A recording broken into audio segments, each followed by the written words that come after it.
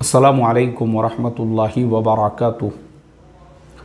मोहतरम भाइयों, बुज़ुर्गों, दोस्तों, ये कोई उर्दू न्यूज़ की वेबसाइट है और क्या नाम है इसका, उर्दू रिपोर्टर्स, इस तरह से इसका नाम है। ये मालेगांव की है असल में, क्योंकि मालेगांव के बहुत सारे ग्रुप्स में मेरा नंबर है। तो ये न्यूज़ जो है किसी ने सेंड किया था, मैंने जब उस पर क्लिक किया तो न्यूज़ ऐसी है कि कॉलेज की फ़ीस गुम होने पर तालिबा ने ख़ुदकुशी कर ली। और तफसील से जो ख़बर नीचे लिखी गई है उसमें लिखा गया है कि मालेगांव शहर से 2 घंटे के दूरी पर वाक़े नासिक में फ़ीस न होने की वजह से एक दिल दहला देने वाला वाक़या पेश आया, जिसके सबब तालीमी हलक़ों में गम की लहर छा गई। इस ज़िमन में मिली तफसील के मुताबिक एक लड़की है, उसका नाम लिखा हुआ है, वो किसी आयुर्वेदिक कॉलेज में पढ़ रही थी और उसने जो है उसकी फ़ीस कहीं पे गुम हो गई थी, तो उस वजह से उसने अपनी ज़िंदगी को ख़त्म कर दिया। अब वो जो लड़की है वो बेचारी मासूम बच्ची है और इसी तरह से जो है उसके माँ बाप है, उसके पेरेंट्स है, उसके अपने घर वाले हैं, रिश्तेदार है, जिन्होंने उस लड़की को पढ़ा के ये आयुर्वेदिक कॉलेज तक, आयुर्वेदिक का मतलब है वो डॉक्टर बन रही थी, मेडिकल कॉलेज की स्टूडेंट थी। मैंने ये ख़बर जिस दिन से पढ़ा मुझे इतना अफसोस हुआ, मैं उस दिन से सोच रहा था कि इस उन्वान को हाईलाइट करना ज़रूरी है, क्योंकि हमारे जो स्टूडेंट्स होते हैं ना, बहुत जल्दी नर्वस हो जाते हैं। कहीं पे नंबर कम मिले तो नर्वस हो गए, कहीं पे नीट के एग्ज़ाम में फ़ेल हो गए तो नर्वस हो गए, कहीं पे जो है किसी और एग्ज़ाम के अंदर फ़ेल हो गए तो नर्वस हो गए, या मार्क्स कम मिले तो नर्वस हो गए। एक बात याद रखो, अब मैं आपको जो आगे बताने वाला हूँ कि ज़िंदगी में हालात को कैसे फेस करना और कामयाबी की मंजिलों को तय करना, ये आपको आना चाहिए। ऐसे हालात तो ज़िंदगी में आते रहते हैं, कभी फ़ीस गुम हो गई, कभी मार्क्स कम हो गए, कभी आपको जो है जानबूझ के पीछे डाल दिया गया, ऐसा होता है ज़िंदगी के अंदर। तो इसका मतलब ये नहीं होता है कि हम अपने हाथों से अपनी ज़िंदगी को ख़त्म कर दें, बल्कि ज़िंदगी को ये बताना चाहिए कि चाहे कितने भी बड़े से बड़े हालात आए, आप उसको फेस करके आप अपनी तरक्की की मंजिलों को कैसे छू सकती हो। और इसके लिए मैं आपको एक तो हमारे नबी सल्लल्लाहु अलैहि वसल्लम के कुछ वाक़या सुनाऊंगा, दूसरे हमारे बुज़ुर्गों के, और तीसरे आखिर में मैं अपने भी कुछ वाक़यात आपको बताऊंगा, ताकि आप लोगों को एक मोटिवेशन मिले, आपके अंदर एक नई रूह पैदा हो, आपके अंदर एक नई जान पैदा हो, और आपको पता ये चले हमारे नबी सल्लल्लाहु अलैहि वसल्लम जब आपको नबूवत मिली और लोगों तक अल्लाह के दीन के पैगाम को पहुंचाने की ज़िम्मेदारी जब आपके ऊपर आई, तो लोग आपके दुश्मन बन गए, आपके ऊपर जानी हमले किए गए, यहाँ तक कि आपके 2 बेटियों को एक वक्त तलाक दिया गया। ये सारी चीज़ों को आपने बर्दाश्त किया और इतने ज़्यादा जान के दुश्मन बन गए कि पूरे कबीले के लोगों को तैयार किया गया इस बात के लिए कि आपके ऊपर अचानक हमला करके नबी सल्लल्लाहु अलैहि वसल्लम को शहीद कर दिया जाए। आपकी हिम्मत नहीं टूटी।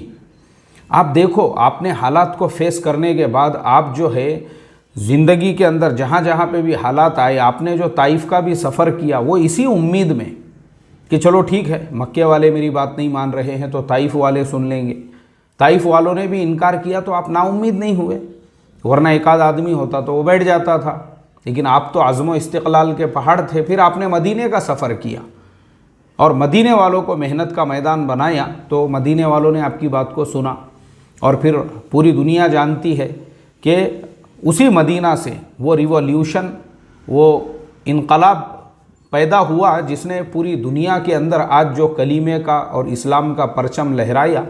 ये आपके अज़्म इस्तिक़लाल और आपकी जद्दोजहद और नबी सल्लल्लाहु अलैहि वसल्लम की मेहनत और क़ुरबानियों का नतीजा था कि आपने हिम्मत नहीं हारी। उसके बाद हम आते हैं, अगर हमारे बुज़ुर्गों और अल्लाह वालों के वाक़यात को हम देखते हैं अल्लाह के नबी के बाद में और सहाबा के अदवार के बाद, तो भी हमको ऐसा मिलता है किताबों के अंदर कि हमारे जो असलाफ गुज़रे हैं कैसी कैसी उनको कुर्बानियाँ देनी पड़ी, कैसे कैसे उनको मुजाहिदे बर्दाश्त करना पड़े, लेकिन उन्होंने अपना जो काम था उसको उन्होंने छोड़ा नहीं है, वो अपने काम में लगे रहे। जैसे हमारे इमाम अबू हनीफ़ा रहमतुल्लाह अलैह जेल की सलाखों के पीछे डाल दिया गया, वहीं पे आपका इंतकाल हुआ, वहीं से जनाजा निकला। उनके बाद में भी आते हैं हम अगर अदवार में, सईद इब्ने जुबैर का वाक़या मशहूर है, बैतुल्लाह के सामने उनको ज़िबाह कर दिया गया। इमाम अहमद इब्ने हम्बल रहमतुल्लाह अलैह 100 कोड़े आपको मारे गए, उसके बावजूद भी वो अपने काम में लगे रहे। तो हमारे असलाफ़ की भी ज़िंदगियों को अगर हम देखते हैं तो जो मुजाहिदे उन्होंने बर्दाश्त किए, इमाम बुखारी रहमतुल्लाह अलैह जो समरकंद का बादशाह था, उसने कहा कि आम बच्चों को पढ़ाना बंद कर दो, मेरे बच्चों को खाली आप पढ़ाया करो। लेकिन इमाम बुखारी गरीबों के भी बच्चों को पढ़ाया करते थे। अब जब बादशाह ने कहा सिर्फ मेरे बच्चों को पढ़ाओ, तो आपने कहा कि नहीं, मैं आपके बच्चों के साथ गरीबों के भी बच्चे पढ़ाऊँगा। बादशाह ने उससे मना किया। बहरहाल आपको समरकंद छोड़कर एक छोटे से गांव में जाकर आप वहीं पे आपका इंतकाल हुआ, और उसी गांव के अंदर आज भी आपका मकबरा है। तो इस तरह से फिर अगर हम भारत में आते हैं तो हमारे और भी जो दीगर असलाफ़ है, अगर हम उनकी ज़िंदगियों को उठाकर देखेंगे, कई आपको ऐसे मिलेंगे कि उनके रास्ते में कैसी कैसी रुकावटें डाली गई, कैसा कैसा उनको सताया गया, परेशान किया गया, लेकिन उन्होंने अपना काम नहीं छोड़ा। हज़रत शेखुल हिंद रहमतुल्लाह अलैह पीराना साली के बावजूद माल्टा की जेल में बंद कर दिया गया, लेकिन आपने वो सारी तकलीफ़ों को बर्दाश्त किया। कई उलमा को काले पानी की सज़ा दी गई, उन्होंने सब ने उसको बर्दाश्त किया। मौलाना अबुल कलाम आज़ाद रहमतुल्लाह अलैह जो कलम के जो है जादूगर कहे जाते थे, आपके एक पेपर पे पाबंदी लगाई गई। एक आपका जो हफ्त रोज़ा था, आपने दूसरा शुरू कर दिया, अल हिलाल, उसको बंद किया अंग्रेज़ हुकूमत ने। तो आपने बैठे नहीं आप, बल्कि आपने अल बलाग के नाम से फिर दूसरा अखबार जारी कर दिया। अंग्रेज़ हुकूमत ने आपको उठा के अहमदनगर की जेल में डाल दिया, आप वहाँ पे भी रहे, लेकिन आपने अपना काम नहीं छोड़ा। ये देखो, ये सारी बातें जो है ना हमको मोटिवेट करने के लिए है कि देखो लोगों ने कैसी कुर्बानियाँ दी। और अब आखिर में हमारे मौलाना यूनुस साहब रहमतुल्लाह अलैह का भी मैं आपको वाक़या सुनाता हूँ। ये हमारे मौलाना यूनुस साहब रहमतुल्लाह अलैह की सवाने हैं। मौलाना यूनुस, ये किताब है, इसके अंदर एक वाक़या लिखा हुआ है कि जब मौलाना दावत का काम, वो ज़माने में इतना दावत का काम आम नहीं था, लोगों का इतना दावत का जहन नहीं था, वो एकदम इब्तदाई ज़माना था। तो आपके एक छोटे से बेटे का इंतकाल हो गया और मस्जिद के सदर साहब से आपने कहा कि भाई मुझे एडवांस में कुछ पैसे दो ताकि मैं उसकी तजहीज़ और तकफ़ीन कर सकूं। तो उसने पैसे देने से इनकार किया। मौलाना अपने घर पे आए, अपने घर का संदूक खोला, उसमें अपने वालिद साहब की पगड़ी थी, उसमें उन्होंने उस बच्चे को कफन दिया, अपने हाथों से उसको दफन किया, और फिर मस्जिद में आके असर के बाद वापस से जो है दावत का जो अमल था गश्त वाला, उसमें आप शरीक हो गए, उसमें आप शामिल हो गए। यानी जो आपका गम था, जो आपका दर्द था, जो आपका दुख था, उसको सिर्फ आप जानते थे। कोई दूसरा आदमी होता तो कम से कम 15 दिन का ब्रेक ले लेता था वो, कि मेरे बेटे का इंतकाल हुआ है, उसके दिल पे गम होता था, बोझ होता था। लेकिन ये आज़्म इस्तिक़लाल के पहाड़ थे कि भाई असल हमारा मकसद क्या है, उसको उन्होंने फोकस में रखा और अपने काम को जारी रखा। ऐसे ही हमारे जो नौजवान हैं, उन्होंने भी अपनी ज़िंदगी में हार नहीं मानना चाहिए। ये सारे लोगों के वाक़यात से सबक लेना चाहिए कि देखो हमारे नबी की सीरत कैसी थी, फिर उनके बाद सहाबा की ज़िंदगी कैसी, और ताबीईन, तबे ताबीईन, अल्लाह वालों की ज़िंदगियाँ कैसी थी, और ये सारे लोगों की क़ुरबानियाँ। इन्होंने ख़ुदकुशी नहीं की, हालात आने के बावजूद भी अपनी जगह पे बैठ नहीं गए, बल्कि अपने काम में मुस्तकिल मिजाजी से जो है वो लगे रहे। अब मैं आपको बताता हूँ, हमारे अपने भी ज़िंदगी के अंदर, हम भी जब मदरसे के अंदर पढ़ते थे, कई तरह के हमने मुजाहिदे बर्दाश्त किए, तकलीफ़ें बर्दाश्त किए।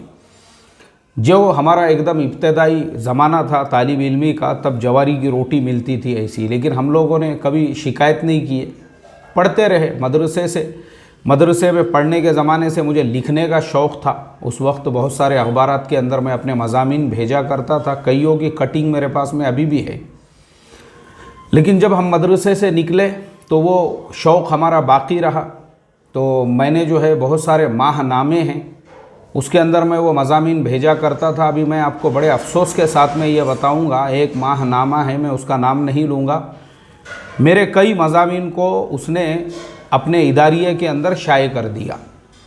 उसका जो इदारिया होता है एडिटोरियल, उसके अंदर अपने नाम से ही ठोकम ठाक, क्योंकि वो ज़माना ऐसा तो था नहीं जैसे आज का ज़माना है कि किसी ने कोई चीज़ अपने फेसबुक प्रोफाइल पे पोस्ट किया तो वो उसकी अपनी पहचान होती है कि भाई फ़लाने साहब ने ये पोस्ट किया हुआ है। वो ज़माना जो है सादा सिंपल ज़माना था। इस तरीक़े से लोग जो है वो ज़माने में लेटर लिखा करते थे।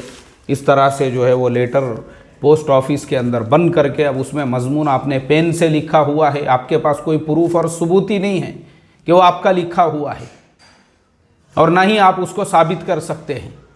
आपने तो अपने घर में बैठ के लिख दिए, लिखने के बाद में आपने उन पे एतमाद भरोसा करके उनके नाम पे उनके एड्रेस पे भेज दिए। अब वहाँ उनके पास में जब पहुँचा, ये उनकी ईमानदारी थी कि वो आपके मजमून को आपके नाम से शाये करते और वो ये बताते कि भाई फ़लाने साहब ने जो है ये मजमून भेजा हुआ है। लेकिन अफसोस की बात, उसमें भी देखो ये इल्मी खियानत, वो जनाब ने कई मेरे मज़ामीन को अपने एडिटोरियल, अपने इदारिये के अंदर शाये किए और अपने नाम से, यानी लोगों को ऐसा लग रहा है वाह मुदीर जो, और वो ज़माना ऐसा था, उस ज़माने के अंदर अफ़गानिस्तान के हालात, इराक़ के हालात और वो 9/11 के बाद का ज़माना था, वो वैसे हालात के ऊपर मैं मज़ामीन लिखा करता था। अफसोस की बात है, लेकिन मैंने अपनी हिम्मत नहीं हारा। मैंने कहा कि ये जो न्यूज़पेपर वाले और ये जो हमारे अखबार अपने मज़ामीन की चोरी कर रहे हैं, तो मैंने ख़ुद ने फिर एक माहनामे का रजिस्ट्रेशन कराया। तो गवर्नमेंट ने मुझे हफ्ते रोज़े का जो है परमिशन दे दी। मेरे पास में उसका रजिस्ट्रेशन नंबर वगैरह अभी भी है। मैंने कहा हम अपना माहनामा जारी करेंगे, हम अपना हफ्ते रोज़ा शुरू करेंगे। लेकिन फिर उसके बाद जो है इंटरनेट का ज़माना आया और फिर इंटरनेट के ज़रिए से जो है ये यूट्यूब वगैरह जब सारी चीज़ें इल्म में आई, तो हमने कहा कि भाई जो मज़ामीन हम लिख रहे हैं उन्हीं मज़ामीन को हम वीडियो की शक्ल में उम्मत तक पहुंचाएंगे ना, वही मज़ामीन को। फिर अल्हम्दुलिल्लाह अल्लाह का फ़ज़ल व करम हुआ कि आज जो है हमने फिर उस सिलसिले को जो अपना टेक्निकल एनालिसिस करना शुरू किया, ख़बरों को, न्यूज़ को, हालात हज़रा को। तो मैं अल्लाह का शुक्र अदा करता हूँ। अब मैं 2 रोज़ पहले चेक कर रहा था कि हमारे कुछ वीडियोस को दुनिया की दीगर ज़ुबानों में, आपको हैरत होंगी जानकर के, जो यूरोप के जो बहुत सारे मुल्क है वहाँ की ज़ुबानों में मैंने देखा कि लोगों ने जो है उसका ट्रांसलेशन करके अपने चैनलों पे हमारे वीडियोस को डाला हुआ है, अलग अलग ज़ुबानों में, अलग अलग लैंग्वेजेस में, और कुछ लोगों ने उसको तहरीर में भी लिखा हुआ है बहुत सारी वेबसाइट्स के ऊपर। तो आज मुझे इत्मीनान होता है, मैं अल्लाह का शुक्र अदा करता हूँ इस बात पर रोज़ाना 2 रकात नमाज़ पढ़कर कि अल्हम्दुलिल्लाह हम अपने काम से पीछे नहीं हटे। जिस काम में हम एक्सपर्ट थे, जिस काम के हम माहिर थे, जो काम हमने बचपन से सीखा हुआ था, जो मजमून निगारी जो है बाज़ाब्ता हमको बिठा के सिखाई गई थी, और जो हम लिखा करते थे मज़ामीन, सिर्फ उर्दू में नहीं बल्कि हमने अरबी में भी मज़ामीन लिखे हुए हैं। लेकिन हमारे साथ जब ये खियानतें हुई कि हमारे मज़ामीन को जो है एडिटोरियल में अपने नाम से चस्पा कर दिया गया, और हम यहाँ गाँव में इंतज़ार कर रहे हैं भाई अब अगले महीने का जो शुमारा आएगा इंशाअल्लाह अपना मजमून उसमें रहेगा। खुश हम अपने नाना को बोल रहे हैं, अपने नानी को बोल रहे हैं, अपने दोस्तों को बोल रहे हैं, सबको। और जब अगले महीने का शुमारा आया और देख रहे हैं हमारा मजमून तो आपने अपने नाम से ठोक दी अल्लाह के फजल व करम से, वाह। तो हमने अपनी हिम्मत नहीं हारे, हमने बोले नहीं हम अपना जो है शुरू करेंगे। तो ये मैं आपको जो है मेरे बड़ेपन के लिए नहीं सुना रहा हूँ, हमने कैसा कारनामा अंजाम दिए बोल के, बल्कि आपको ये बताने के लिए बता रहा हूँ ज़िंदगी के अंदर नाउम्मीद नहीं होने का। आपकी टांग खींचने वाले, आपको कमज़ोर करने वाले, आपको बेवज़न करने की साजिशें, कोशिशें करने वाले आपको ज़िंदगी के हर मोड़ पे मिलेंगे। लेकिन अब आपके ऊपर डिपेंड करता है कि आप ये हालात का मुकाबला करके अल्लाह के नबी की सीरत को सामने रखकर हमारे बड़ों के, हमारे बुज़ुर्गों की ज़िंदगियों को, कि आप अपनी नीयत को टटोलो, आप किसके लिए कर रहे हो? अल्लाह की रज़ा के लिए। जब अल्लाह की रज़ा के लिए कर रहे हो तो फिर अपने सफ़र से रुकने का नहीं है, नतीजा और रिज़ल्ट ज़रूर आपके हाथों में आएगा। और आज मैं देखता हूँ अल्हम्दुलिल्लाह, जब मैंने वो यूरोप की बहुत सारी लैंग्वेजेस में और दुनिया की दीगर ज़ुबानों में हमारे मज़ामीन को, हमारे वीडियोस का जब देखा, शुक्र अदा किया। मैंने कहा, अल्लाह तेरा शुक्र है, अल्हम्दुलिल्लाह उन लोगों को भी हमारी बातें, हमारी ज़ुबानें समझ में आ रही है। तो इसके लिए बस आखिरी में मैसेज का फिर वापस से पूरा खुलासा यही है, ज़िंदगी के सफ़र में नहीं तेरा नशे मन कसर सुल्तानी के गुंबद पर, तू शाही है बसेरा कर पहाड़ों की चट्टानों में। शाहीन है तुम, अपने सफ़र को जो है ना एकदम से ये मत करो। अब मैं आपको एक और वाक़या मेरे अपने फ़र्जंद का भी सुनाता हूँ, जिनको जो है एक टीचर से कुछ हुज्जत हो गई, कुछ मामला बिगड़ गया, तो उसने ज़बरदस्ती जानबूझ के जो है उनको कुछ सब्जेक्ट में फ़ेल करके उनका 1 साल बर्बाद कर दिया। और वो नर्वस हो गए, बोले अब आगे मुझे पढ़ना नहीं है। मैंने उनको हौसला दिलाया, हिम्मत दिलाया। मैंने कहा कि देखो, 1 साल फ़ेल हो जाना ये फ़ेल होना नहीं है, बल्कि ये इस बात की अलामत और निशानी है कि तुमको आगे और काम करना है। और मैं आज अल्लाह का शुक्र अदा करता हूँ, उन्होंने अपने अज़्म, इस्तिक़लाल और हिम्मत को तोड़े नहीं, हारे नहीं उसको, बल्कि वो फेल होने के बावजूद फिर अगले साल उसी क्लास में एडमिशन लेकर पूरा 1 साल कंटिन्यू वहाँ पे पढ़े, तालीम पूरी हो गई। आज वो ग्रेजुएट है, वर्ल्ड की टॉप 10 में से एक कंपनी के अंदर जो है बड़ी पोस्ट के ऊपर जॉब कर रहे हैं। और सबसे बड़ी बात ये है, जिस उस्ताद ने उनको फेल किया था, उन्होंने उस उस्ताद को ये साबित करके बताए कि तकरीबन 30 लड़कों की ज़िंदगी को उन्होंने कैसे कामयाब और सक्सेस बना दिए, उनको जॉब से लगाकर 30 से 35 बच्चों की ज़िंदगियां अल्लाह ने उनको ज़रिया बनाया। जिसको उस्ताद ने कहा था कि ये फेल स्टूडेंट है, लेकिन उन्होंने अपनी मेहनत और जद्दोजहद और मशक्क़त से दुनिया को ये बता दिया कि ये फेल नहीं है, बल्कि इसने अपने फेलियर से अपने कामयाब और सक्सेस का सबक कैसे सीखा। आज इसके ज़रिए से 30-35 लड़कों की ज़िंदगियां बदल चुकी है। तो अपने आप को जो है ना कभी भी कम मत समझो, पहले अपने आप को पहचानो, अपने आप को, आप कौन हैं। जैसा मैंने इससे पहले एक वीडियो में बताया था, बहुत सारे लोग मुझे जो है मैसेज वगैरह करते, किसी ने मेरे बारे में कुछ बोला या कुछ लिखा या कुछ वीडियो डाला, तो मैं उनका नंबर इसीलिए ब्लॉक करता हूँ क्योंकि मुझे पता है उन लोगों की औकात, उनकी कीमत और उनका लेवल क्या है, और ये भी मालूम है कि मैं कौन हूँ, मेरी सोच कैसी है, मेरी सोच का की जो सतह है वो कि कहाँ है। और ये जो लोग हैं, मैं जब इनको कुछ समझता ही नहीं हूँ तो उनकी बातों पे मैं ध्यान क्यों दूंगा? मुझे मालूम है उनकी औकात, उनका लेवल। तो इसके लिए ये कब हमारे जहन में आया? जब हमने अपने आप को पहचाने, हम कौन हैं। तो ऐसे ही अपने आप को पहचानो, पहले तुम कौन हो।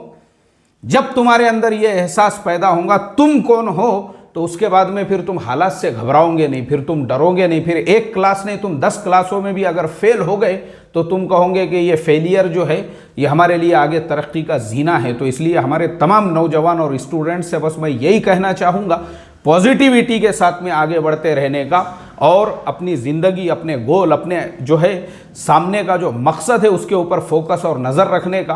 कभी पैसे गुम हो गए, कभी जो है खर्चे को पैसे नहीं हैं, कभी फाका हो रहा है, कभी हालात आ रहे हैं, ये ज़िंदगी के सफ़र में आपको आते रहेंगे। लेकिन जब कामयाबी आपके कदमों में होंगी तो यही तमाम बातें जो रहेगी वो आपके लिए एक मोटिवेशन बनेंगी। तो इसके लिए अपनी हिम्मत, अपने हौसलों को तोड़ो मत, बल्कि अपने आप को एक नई रूह, नई जान, न्यू ब्रीथ, एक उसके साथ में जो है कदम बढ़ाओ और अपनी ज़िंदगी को जो है खुशहाल बनाओ।